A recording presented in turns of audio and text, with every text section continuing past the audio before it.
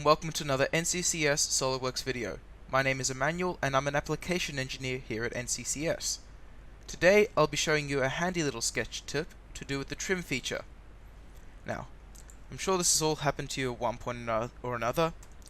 You're trimming your part, and just as you get to the final segment, you slip and you have to end up Ctrl Zing the entire part and doing it again.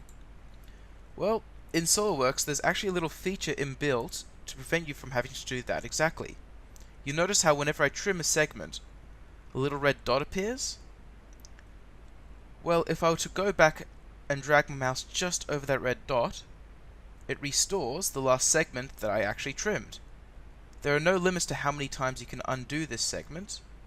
In fact, you can trim the entire part and then undo it without having to use Ctrl Z.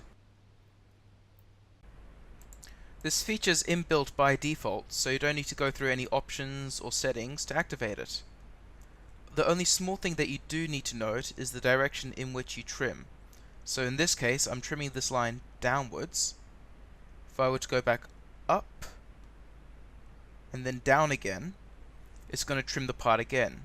So the red dot will appear on the side where your mouse connects it. So in this case, I can go up without retrimming the part, but if I were to go down straight away, so reactivate it and then go down again, it'll trim the line again.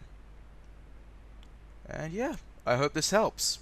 If you have any SOLIDWORKS, CAMWorks or Metacam questions, the answer of which you want to see made into a video like this one, please give me an email and I'll make it the subject of my next video. Hope you have a great day.